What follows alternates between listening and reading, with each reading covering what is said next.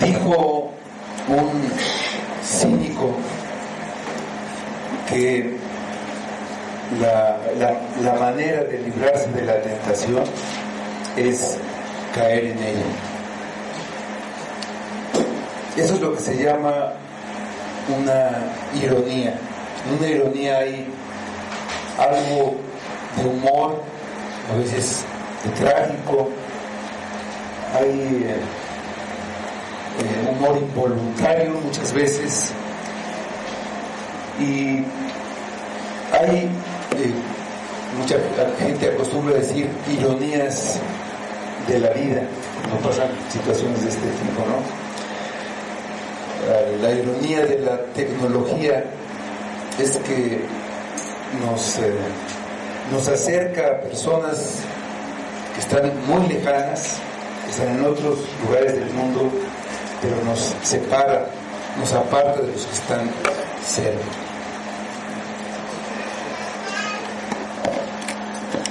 La ironía se presenta a veces de esa manera involuntaria, y en lo que estamos viendo, en el pasaje que estamos viendo y que vamos a ver hoy de la cruz de Cristo, está lleno de ironías. Lo que parece el castigo de un criminal, lo que parece su condena, lo que parece su derrota y su fin, es la gran salvación para el mundo. Pues vamos al Evangelio de Marcos, capítulo 15, y vamos a leer de los versículos 21 a 32.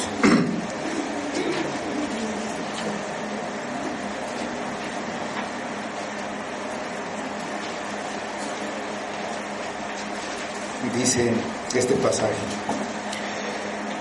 y obligaron a uno que pasaba, Simón de Cirene, padre de Alejandro y de Rufo, que venía del campo, a que llevase la cruz. Y le llevaron a un lugar llamado Gólgota, que traducido es lugar de la calavera, y le dieron a beber vino mezclado con mirra, mas él no lo tomó. Cuando le hubieron crucificado, repartieron entre sí sus vestidos, echando suerte sobre ellos para ver qué se llevaría cada uno. Era la hora tercera cuando le crucificaron, y el título escrito de su causa era el Rey de los Judíos. Crucificaron también con él a dos ladrones, uno a la derecha y el otro a su izquierda. Y se cumplió la escritura que dice: y fue contado con los inimigos.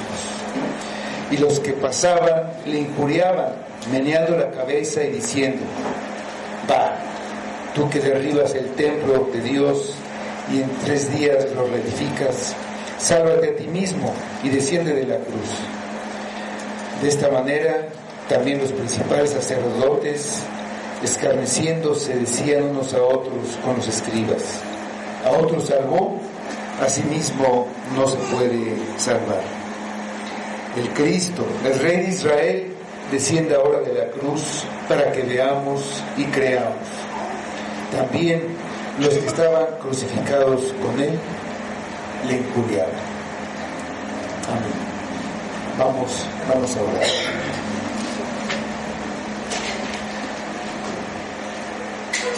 Señor, te damos gracias por Cristo y por esa obra que Él hizo a nuestro favor, que tenemos aquí escrita con nosotros, y es lo que tenemos para conocer a Cristo. Solo tenemos esta palabra. Te pedimos que obres con tu Espíritu en todos nosotros, para que no sean simples palabras lo que estemos entendiendo y recibiendo, sino que sea esa obra de regeneración de tu Espíritu en cada uno de nosotros, que es lo que necesitamos. La sola palabra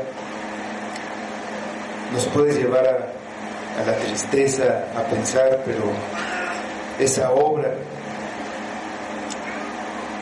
de Dios, esa obra del Espíritu nos puede llevar a la salvación. Ayúdanos, Padre, tú sabes lo que realmente necesitamos, y usa tu palabra, usa tu Espíritu con nosotros, con todo tu poder, con toda tu gracia y misericordia, y que todo sea para tu gloria. Lo pedimos en el nombre de Cristo. Amén. Jesús finalmente fue condenado a muerte por el gobernador romano Poncio Pilato, debido a que los principales sacerdotes del pueblo de Israel lo llevaron atado y se lo entregaron con ese objetivo, ya que los judíos estaban impedidos de aplicar la pena de muerte. Cuando Pilato interrogó al preso, comprobó que era inocente y lo dijo varias veces a sus acusadores. Soltó a Barrabás, un asesino y ladrón, porque el pueblo, incitado por los sacerdotes, exigió que lo soltara en lugar de Jesús. Pilato mandó a soltar a Jesús y lo entregó a los soldados para que lo crucificaran. Después de azotarlo, toda la compañía de soldados se burló de él, vistiéndolo de púrpura como si fuera un rey, poniendo una corona de espinas en su cabeza y como cetro le dieron una caña mientras lo golpeaban y le escupían. Dice el versículo 20, inmediatamente anterior a lo que leímos: después de haberle escarnecido, le desnudaron la púrpura y le pusieron sus propios vestidos y le sacaron para crucificar. Y aquí empieza el camino a la cruz. Dice el versículo 21: y obligaron a uno que pasaba, Simón de Cirene, padre de Alejandro y de Rufo, que venía del campo, que llevase la cruz. Jesús fue sacado del pretorio, donde estaba ahí con los soldados, lo sacaron para llevarlo afuera de la ciudad para ser crucificado. Ese recorrido ha despertado una especie de misticismo entre algunos grupos religiosos, como por ejemplo los católicos. Y a este recorrido se les llama el Vía Crucis. En la ciudad vieja de Jerusalén hay una calle que se le dio el nombre de la Vía Dolorosa, y por la que la tradición dice que pasó Cristo cargando la cruz.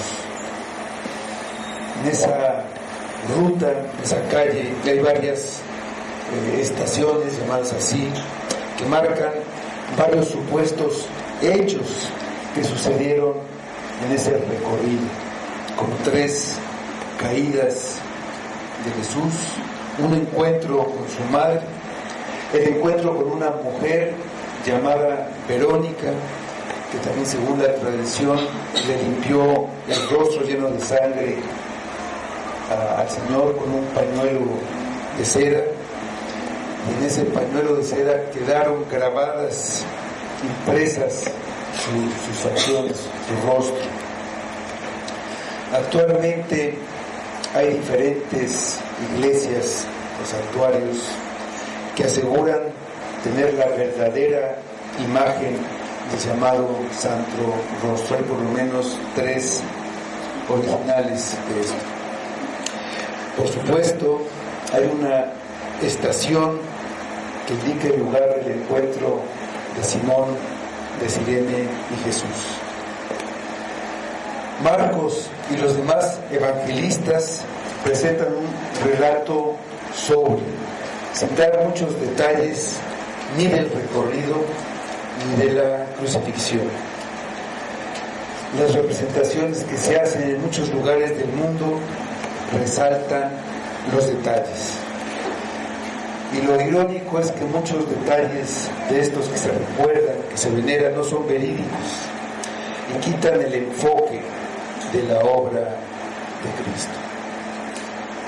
Se ha dado importancia a objetos como el paño de seda en el que supuestamente quedó grabado el rostro de Cristo, a la corona de espinas y a la túnica que usó Cristo, que se dice que están en la actualidad, a pesar del incendio, en la catedral de Notre Dame en París. Los clavos usados en la crucifixión, hay por lo menos 33 que son considerados auténticos. Los fragmentos de la cruz abundan también, todavía en la actualidad se venden fragmentos de la cruz. También la llamada sábana santa, en la que se afirma que fue envuelto Cristo para sepultarlo y que también ahí quedó grabada su imagen que se ve con rayos X. Y se dice que son reliquias y se veneran como objetos de culto, lo que se asemeja a la idolatría más burda de los pueblos antiguos que adoraban a la piedra y al palo. También las obras de arte, las pinturas, esculturas y hasta películas que son frutos de la imaginación humana, por más buenas intenciones que tengan, lo que han logrado es que veamos la crucifixión como algo cotidiano, ordinario. Han ayudado a que la cruz se vea como algo trivial. La cruz ya no significa nada. Se ha convertido en un adorno que cuelga del cuello de muchas personas que se sienten protegidas por traer esa cruz colgada. Es imposible describir el valor infinito del sacrificio de Cristo en la cruz. La cruz fue el instrumento, todo lo demás fue accidental. Lo que le da valor y significado es quién estuvo en la cruz. Al leer este pasaje, nuestra mente, nuestros ojos, nuestro corazón y nuestra alma deben estar fijos en Cristo. Miles de personas murieron en una cruz, pero solo la muerte de Cristo puede salvar, porque Cristo es el Hijo de Dios, Dios hecho hombre, el Cordero de Dios que quita el pecado del mundo. Sería necio no notar las profecías dadas cientos de años antes, que nos muestran claramente que todo lo que estaba ocurriendo era por el determinado consejo y anticipado conocimiento de Dios, como dice en el libro de Hechos. Destacan el Salmo 22, Isaías 53, que dan claridad a la pasión de Cristo. El recorrido de los condenados a la cruz era por las calles principales de la ciudad, con el propósito de infundir temor entre la población de lo que les podía pasar si se rebelaban contra Roma. La ejecución se llevaba a cabo fuera de la ciudad, y aunque los romanos no lo sabían, estaban dando cumplimiento a los detalles de cómo debía hacerse uno de los sacrificios que estaban detallados en la ley judía. En el día de la expiación se tomaban 2 machos cabríos, uno se degollaba y con su sangre se limpiaban las impurezas de los hijos de Israel. El segundo era abandonado en el desierto, llevando simbólicamente los pecados del pueblo. El macho cabrío era la víctima inocente a la que se le cargaban las culpas.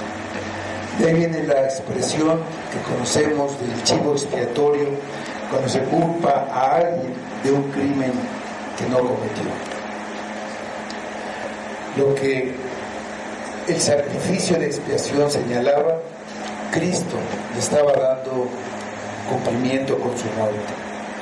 Cristo, llevando los pecados de su pueblo, murió abandonado por todos, incluso por su padre, fuera de la ciudad. Vamos un momento al libro del Levítico, capítulo 16, y dicen los versículos 21 y 22, está hablando de este sacrificio del día de la expiación. Levítico 16, versículos 21 y 22, dice: y pondrá Aarón sus dos manos sobre la cabeza de aquel macho cabrío vivo, y confesará sobre él todas las iniquidades de los hijos de Israel, todas sus rebeliones y todos sus pecados, poniéndolos así sobre la cabeza del macho cabrío, y lo enviará al desierto por mano de un hombre destinado para esto. Y aquel macho cabrío llevará sobre sí todas las iniquidades de ellos a tierra inhabitada, y dejará ir el macho cabrío por el desierto. Un hombre llamado Simón de Cirene fue el hombre destinado para hacer esto con Cristo. Él fue el que llevó a Cristo hasta el lugar donde quedaría abandonado y moriría. Los condenados debían llevar su propia cruz. Marcos nos dice que Simón fue obligado por los soldados, haciendo uso de una facultad que tenían de que alguien llevara una carga que ellos quieran. De ahí lo que dice Cristo, que si tu enemigo te pide llevar su carga una milla, llévala por dos. Quizá hubo alguna amenaza contra Simón con la espada que tenían los soldados, y Simón no sabía nada acerca de Jesús. No tenía la menor intención y el deseo de asociarse con ese hombre que era un criminal condenado a la cruz. La razón por la que lo obligaron era porque Jesús estaba sumamente debilitado y agotado por los juicios a los que había sido sometido y por las torturas que le habían hecho. Y él no podía llevar esa carga en ese momento. Jesús llevó su propia cruz, pero lo hizo por poca distancia, como nos explica Juan en su Evangelio, en el capítulo 19, versículo 17, dice: y él, cargando su cruz, salió al lugar llamado de la Calavera, y en hebreo Gólgota. Cirene es una ciudad de lo que ahora es Libia, al norte de África. Y ahí había una colonia judía, había sinagoga. En Hechos podemos ver esto, pero lo más probable era que Simón fuera un judío que vivía ahí, de esa ciudad, y había ido a Jerusalén a la fiesta de la Pascua. Por alguna razón había estado en el campo y regresaba cuando fue obligado a llevar la cruz. Llegó al Calvario y fue testigo de lo que pasó, lo que vio y lo que oyó que dijo Cristo, le dejaron una profunda impresión, y él se hizo discípulo de Cristo. Después él y su familia se fueron a vivir a la ciudad de Roma. Pablo menciona a los hijos de Simón. Marcos aquí menciona a sus hijos, lo que no es frecuente en la Biblia. Siempre se menciona al Padre, pero el Evangelio de Marcos está dirigido a los romanos. Y es como si Marcos les dijera: son estas personas de su iglesia que ustedes conocen, el Padre de ellos llevó la cruz. Un servicio prestado a Cristo, aunque fue obligado al principio, se convirtió en la soberanía de Dios en una bendición para Simón y para su familia. Simón de Cirene literalmente tomó la cruz y la llevó. Cristo había dicho: si alguno quiere venir en pos de mí, niéguese a sí mismo, tome su cruz y siga. Es una ironía que Simón, que pasaba accidentalmente por ese lugar, se cruzó en el camino de Cristo. Fue obligado por otros a ver a Cristo y a prestarle un servicio. Se puede decir que por la fuerza. Creyó y confió en Él. Mientras que otros, los sacerdotes, que estaban ahí por su propia voluntad y sabiendo todo lo que Jesús había dicho y hecho, no solo no creían en Él, sino que lo aborrecían. Deseaban su muerte y estaban disfrutando lo que para ellos era un aparente triunfo. Dice el versículo 22 de nuestro pasaje: y les llevaron a un lugar llamado Gólgota, que traducido es lugar de la calavera. Y el Gólgota significa calavera, y se cree que es por la forma que tenía la colina donde lo crucificaron, pero no se ha podido identificar el lugar, no se sabe si esa era la razón. Lo que es seguro es que estaba fuera de la ciudad, y el autor de la epístola a los Hebreos nos recuerda que la ofrenda por el pecado era diferente a todas las demás, porque el sacerdote la tenía que quemar fuera del campamento, lo que cumplió Jesús. Vamos a Hebreos capítulo 13, versículos 11 y 12.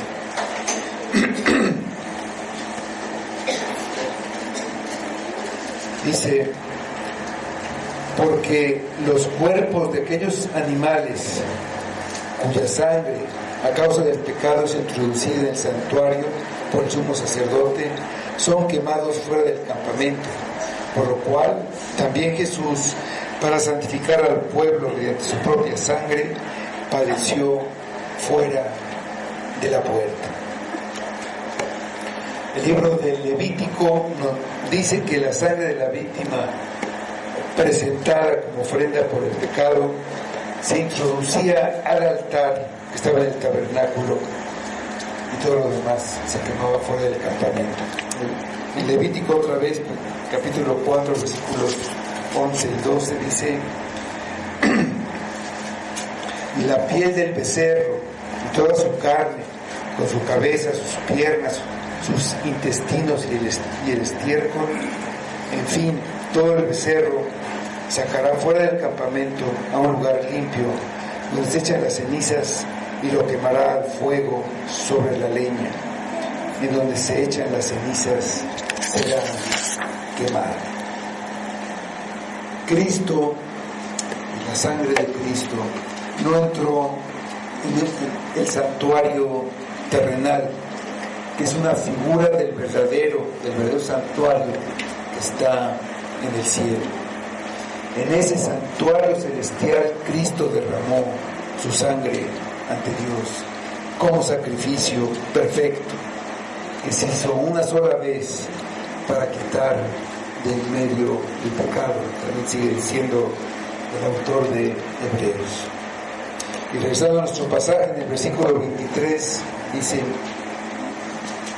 y le dieron a beber vino mezclado con mirra, mas él no lo tomó. Llegaron ya al lugar donde iba a ser crucificado y le dieron a beber vino. Mateo dice que estaba mezclado con hiel. Hiel significa que, bueno, es algo amargo. Dice que lo probó y no quiso beber. Marcos dice que lo amargo era mirra. Y se supone que esta mirra tiene un efecto narcótico. Esto haría que los soldados pudieran más fácilmente clavar a Cristo en la cruz, de que no se defendería tanto. Jesús lo rechazó. Quería soportar plenamente el dolor que le correspondía para ser el sustituto perfecto de su pueblo, bebiendo hasta la última gota de la copa de la ira de Dios, completamente consciente hasta el último momento, diciendo y sintiendo las palabras que pronunció en la cruz. Cristo también cumplió lo que les había dicho a sus discípulos, de que no bebería más del fruto de la vid hasta que lo bebiera en el reino de Dios. En el versículo 24 sigue diciendo Marcos: cuando lo vieron crucificado, repartieron entre sí sus vestidos, echando suerte sobre ellos para ver qué se llevaría cada uno. La primera frase es simplemente y le crucificaron. Con estas palabras indica el hecho más significativo y grande de la historia humana. Para sus lectores originales no necesitaba explicar más. Todos sabían lo que significaba ese método de ejecución. Se usaba para los crímenes más graves, no para ciudadanos romanos, para esclavos que huían, pero sobre todo para los que se oponían o se rebelaban contra el imperio. Había variantes en la manera de crucificar, desde la forma de la cruz, que podía ser como X, que se los ataban, que se los clavaban y los ataban. Pero a Cristo sabemos que lo clavaron en la cruz, que tenía forma de T porque el otro estaba puesto arriba, y lo clavaron con grandes clavos. Lo sabemos por el Evangelio de Juan, Juan 20:25, dice: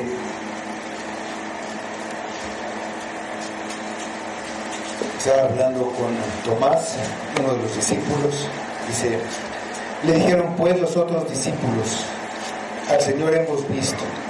Él les dijo: si no viere en sus manos la señal de los clavos, y metiere mi dedo en el lugar de los clavos, y metiere mi mano en su costado, no creeré. Eso significan los grandes clavos que usaron. El peso de todo el cuerpo era soportado por los brazos extendidos, clavados en la cruz. No se crucificaba clavando las manos como se representa muchas veces, sino se clavaba en las muñecas. Allá hay un hueco entre los huesos y ahí se colocaba el clavo. Las rodillas ligeramente dobladas, puestas sobre un pequeño soporte de madera, y los pies eran clavados también a la cruz con clavos en los tobillos, para que el reo se empujara hacia arriba para respirar. Los nervios y los tendones de los brazos y las piernas se rompían y había una fuerte inflamación. El dolor era atroz. Cada respiración era una agonía.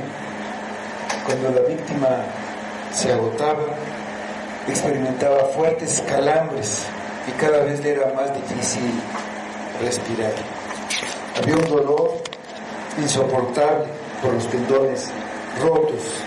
Había desesperación por la incomodidad causada por la posición estirada del cuerpo, un palpitante dolor de cabeza, una sed ardiente por la deshidratación causada por las hemorragias.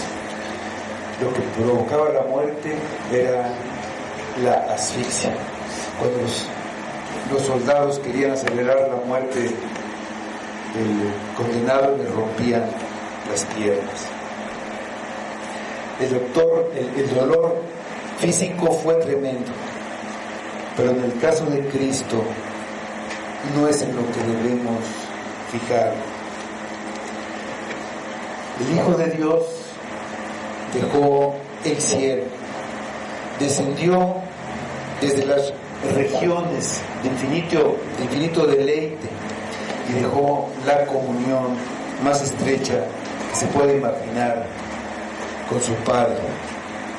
Fue hecho pecado para pagar nuestro infierno y fue abandonado. Sobre la cruz Él exclamó: Dios mío, ¿por qué me has abandonado? Si vemos esas palabras, se sentía tan abandonado que ya no le llamó Padre mío como siempre se dirigía a Él, se dirigió como su Dios. La separación del Padre que experimentó es el equivalente a la muerte eterna. Eso fue más doloroso para Cristo que cualquier sufrimiento físico. La separación de Dios para siempre es la segunda muerte, la muerte eterna. El que va al infierno quedará separado de Dios por toda la eternidad y recibiendo la ira de Dios con un castigo que nunca terminará. Cristo murió nuestra muerte, la que merecían nuestros pecados con todas sus consecuencias. Repartieron entre sí sus vestidos, echando suertes sobre ellos para ver qué se llevaría cada uno. Los soldados no tuvieron el menor respeto ni la menor consideración por el rey. Repartieron sus vestidos antes de que muriera. Los soldados encargados de crucificar a alguien eran 4, siempre eran 4, y debían vigilar que nadie se acercara para ayudar o para librar al crucificado hasta que muriera. La vestidura típica judía consistía en una prenda interior, una exterior que era la túnica, cinturón, sandalias y una prenda para cubrir la cabeza. Y aquí se estaba cumpliendo una de las muchas profecías cumplidas en la crucifixión. Este es en el Salmo 22, en el versículo 18, pero vamos a ir al Evangelio de Juan, que da los detalles de esto. En Juan 19, versículos 23 y 24.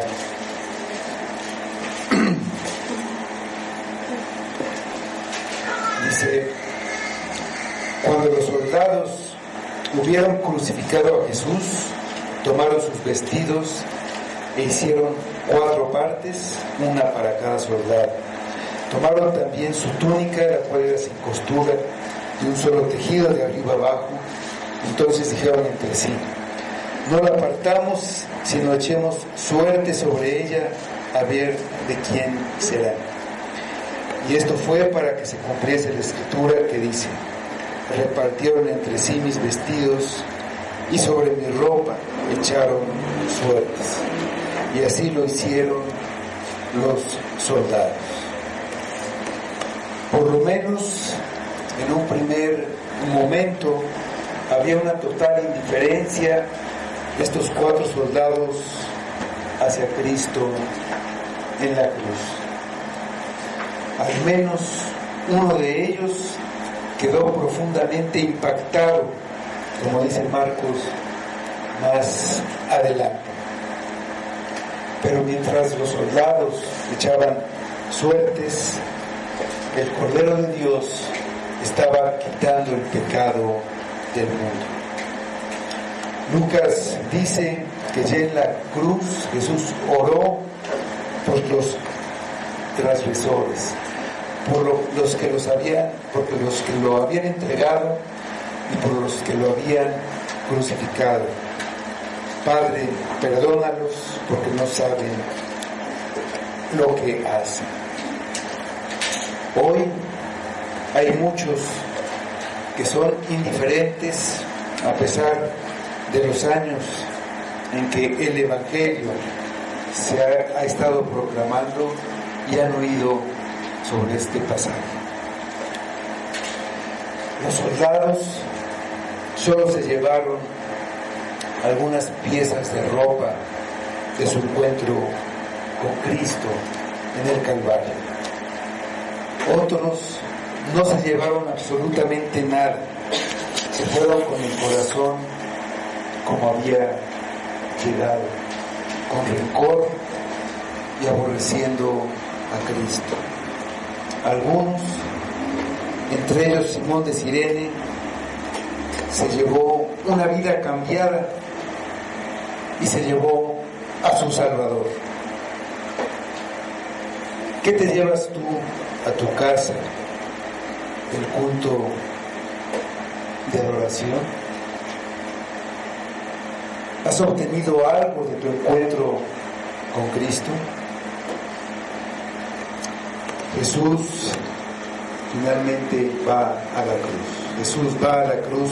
En el versículo 25, era la hora tercera cuando le crucificaron.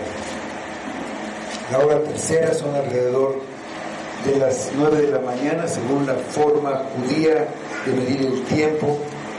El día empieza a las 6 de la mañana, se cuentan las horas, tercera. Juan usa el método romano, que empieza a contar a partir de la medianoche, que es el mismo método que usamos nosotros. Y Juan dice que Pilato se sentó en el tribunal para sentenciar a Jesús como a la hora sexta, a las 6 de la mañana, cuando empezaba el día. Dice el versículo 26, y el título escrito de su causa era el Rey de los Judíos.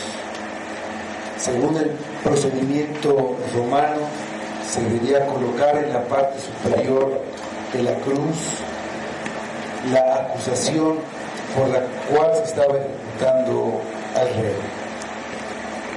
Pilato mandó que fuera escrita esta inscripción en 3 idiomas: en hebreo, en griego y en latín. Eso nos lo dice el Evangelio de Juan. Cada evangelista escribe una parte del texto. El letrero completo decía: este es Jesús de Nazaret, el Rey de los judíos. Los 4 destacan que Pilato llama a Jesús el Rey de los judíos, expresando el cinismo de los judíos que estaban crucificando a su Mesías. Los sacerdotes protestaron y exigieron a Pilato que quitara ese título, pero Pilato se negó. Era una ironía que todos los que pasaban podían leer que Jesús era el rey de los judíos, escrito, avalado por una autoridad romana. Verdaderamente lo era, y esa era la causa de su muerte, ser el rey, lo que los sacerdotes se negaron a aceptar. En su soberanía, Dios usa ese letrero para hacer una proclamación a todos, sin excepción. Se usaron 3 idiomas para escribir el cartel. Una cruz era el trono donde Jesús fue levantado, y es desde donde atrae a la humanidad, como había dicho. Juan 10:32 dijo: y yo, si fuere levantado de la tierra, a todos atraeré a mí mismo. El nuestro es un mundo pecador y rebelde contra Dios, y esa es la manera de establecer su reino en esta tierra. La cruz es el lugar donde los pecadores, enemigos de Dios, somos reconciliados con Él. Y es allí también donde Dios muestra el amor que tiene. La cruz es el punto de encuentro entre el hombre pecador y el Dios santo. En un sentido, es el lugar donde Cristo reina ahora en este mundo. Dicen los versículos 27 y 28: crucificaron también con él a 2 ladrones, uno a su derecha y el otro a su izquierda.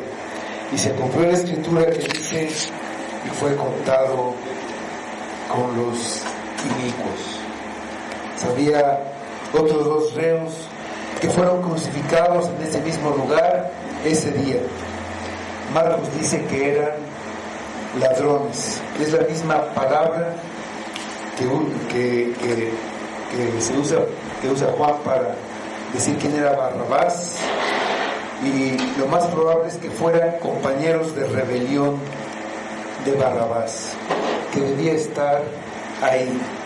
Jesús tomó ese lugar y fue colocado en medio de ellos.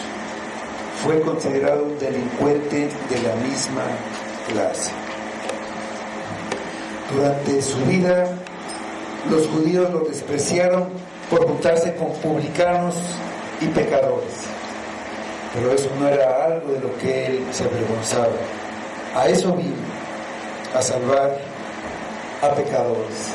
Y como dijo, los sanos no tienen necesidad de médico, sino los enfermos.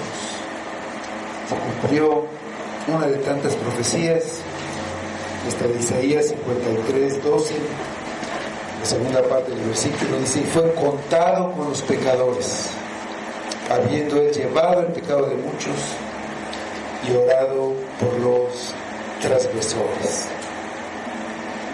Y entonces ocurre la última burla. Dice los versículos 29 y 30: y los que pasaban le injuriaban meneando la cabeza y diciendo: va, tú que derribas el templo de Dios y en 3 días lo reedificas, sálvate a ti mismo y desciende de la cruz. El mundo todavía no había terminado de mostrar su hostilidad en contra de Dios, como no ha terminado hasta el día de hoy, y no dejan de insultar a Cristo. Aquí se cumple otra profecía del Salmo 22, versículos 7 y 8, que dice: y todos los que me ven me escarnecen, estiren la boca, menean la cabeza diciendo: se encomendó a Jehová, líbrele él, sálvele, puesto que en Él se complacía. Los que pasaban lo injuriaban usando la misma acusación que en el juicio que le hizo el Sanedrín condenó a Jesús. No podían entender que justo en ese momento ellos mismos estaban cumpliendo lo que realmente Jesús había profetizado: destruir este templo y en 3 días lo levantaré. Irónicamente estaban destruyendo el templo de su cuerpo al que Jesús había hecho referencia, cumpliendo la primera parte de su dicho. La resurrección sería el momento en que Dios lo levantaría, librándolo de la muerte, levantando el templo de su cuerpo destruido por sus enemigos y mostrando así al mundo que era su Hijo. Esto ocurriría 3 días después. También lo desafiaban a que descendiera de la cruz y se salvara a sí mismo. Era una tentación para que dejara la cruz. La misma tentación que le presentó el diablo varias veces. Ninguno de los que estaban ahí presentes logró entender que lo que lo sujetaba a aquella cruz no era su impotencia, sino su obediencia y amor por su Padre y amor a su pueblo, a la humanidad. Si hubiera bajado de aquella cruz, no hubiera salvado a los pecadores. Pero una vez más, Él venció la tentación y demostró su poder, no bajando de la cruz. El diablo, el día de hoy, sigue ofreciendo a los hombres la salvación sin la cruz. Esa misma tentación que presentó a Cristo.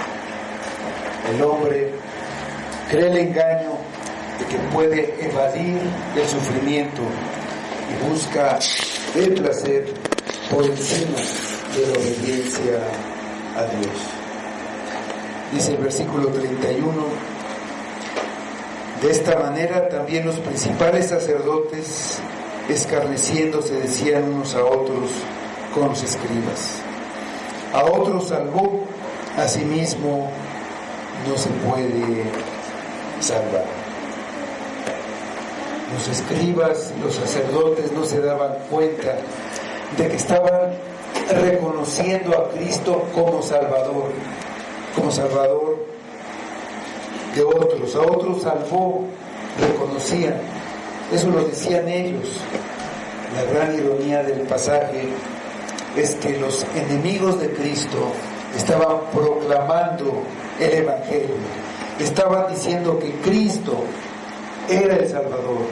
Había salvado ya a muchos. No había duda de que lo había hecho por otros. Pero todos los milagros que habían visto ellos no les habían servido para nada. Se estaban condenando con su indiferente y duro corazón. Razonaban que si no podía salvarse a sí mismo, estaba descalificado para salvar a otros. ¿Cómo podía ser el Mesías si no podía evitar que sus enemigos lo crucificaran? Nunca habían entendido que era el Cordero de Dios que quita el pecado del mundo. Un cordero no puede salvar a otros si no es sacrificado, si no muere. No podía salvarse a sí mismo y al mismo tiempo salvar a otros. Eligió sacrificarse a sí mismo con el fin de salvar a su pueblo. el buen pastor da su vida por sus ovejas. Dice el versículo 32.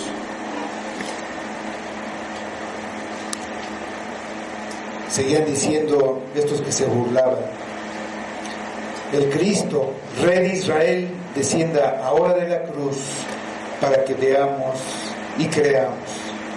También los que estaban crucificados con él le injuriaban. Habían visto infinidad de señales y milagros, pero ahora quieren otra señal, otro milagro. Debe ser el que ellos quieren, que se baje de la cruz y entonces sí vamos a creer. Pero si no habían creído antes, no lo harían ahora. Como Jesús explicó en la parábola de Lázaro y el rico: si no creen las Escrituras, tampoco creerán si alguno se levanta entre los muertos.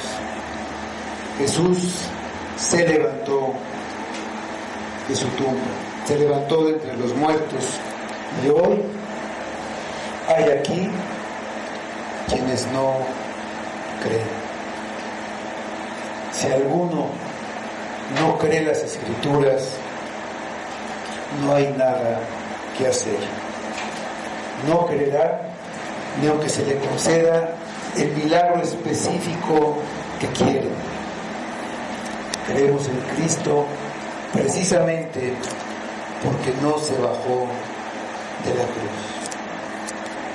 Hasta los malhechores que estaban crucificados junto con él lo insultaban.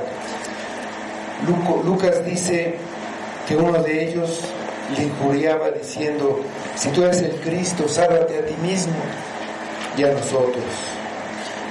También los soldados se unieron a esa burla, le dieron a beber vinagre. Ahí cumplieron otra profecía y le decían: si tú eres el rey de los judíos, sálvate a ti mismo. Al punto de la muerte, uno de los ladrones no tenía el menor temor de Dios, ni tenía ningún remordimiento por sus crímenes. Sin confesar sus pecados, sin dar muestra de arrepentimiento, sin pedir el perdón divino, no había otra cosa más que la condenación. De nada serviría salvarlo de ese castigo temporal, consecuencia de sus delitos, si finalmente iría al castigo eterno. Lucas dice que el otro ladrón fue salvado. Al ver lo que estaba pasando, llegó al arrepentimiento, reprendió a su compañero y pidió misericordia a Cristo. Recibió palabras muy consoladoras: de cierto te digo que hoy estarás conmigo en el paraíso. Esa conversión es como la de todos nosotros, como la de cualquiera. Era un pecador perdido y condenado a muerte, y se vio a sí mismo en esa condición. Vio a Cristo y lo vio crucificado, lo vio como rey. Acuérdate de mí cuando vengas en tu reino, le dijo, reconociendo que lo podía salvar. Puede haber una predicación más clara que Cristo en la cruz. Cristo es el Evangelio. El Espíritu hizo la obra en él, en ese ladrón. Se arrepintió y creyó en Cristo y está en el paraíso.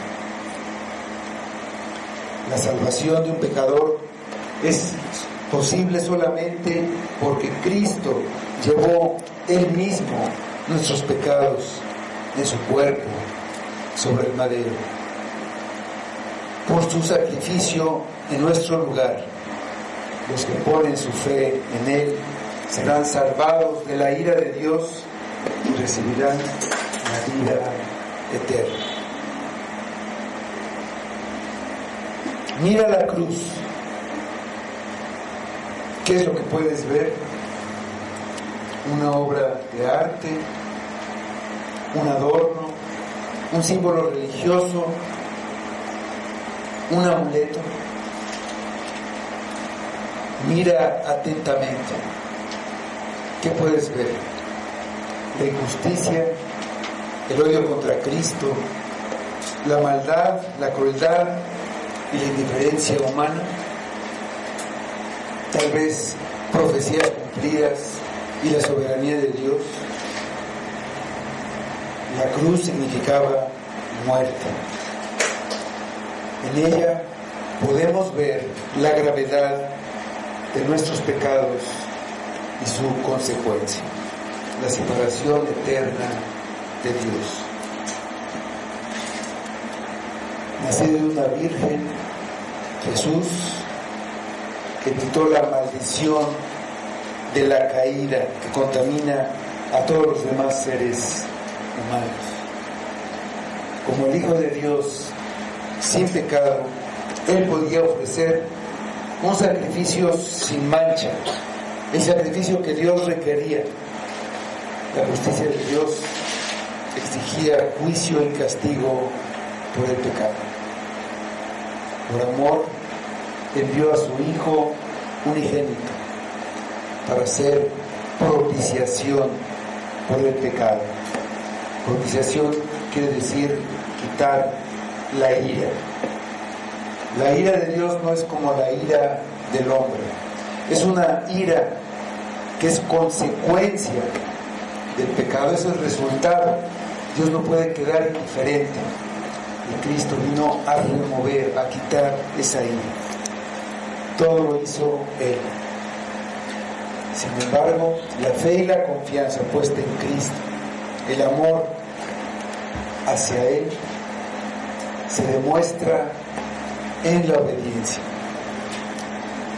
Como hemos visto, Él llamó a sus discípulos a tomar su cruz y a seguirlo. Dice en Mateo 16, versículos 24 a 27. Entonces Jesús dijo a sus discípulos: si alguno quiere venir en pos de mí, niéguese a sí mismo y tome su cruz y sígame. Porque todo el que quiera salvar su vida la perderá, y todo el que pierda su vida por causa de mí la hallará. Porque ¿qué aprovechará al hombre si ganara todo el mundo y perdiere su alma? ¿O qué recompensa dará el hombre por su alma? Porque el Hijo del Hombre vendrá en la gloria de su Padre con sus ángeles, y entonces pagará a cada uno conforme a sus obras. Hay quienes son perseguidos hasta la muerte por causa de su fe en Cristo. Ellos saben lo que significa llevar su cruz y seguirlo. Para los que no son perseguidos de esa forma, la exigencia es la misma. Incluso si nunca son llamados a un sacrificio así. Pero un verdadero creyente está dispuesto a hacerlo por amor al que lo salvó y dio su vida por él. Las obras, la manera de vivir, los afectos que tenemos en esta vida testifican si la fe es verdadera o si es una fe falsa. Pagará a cada uno conforme a sus obras. Mira la cruz, mira a Cristo, toma tu cruz y sigue.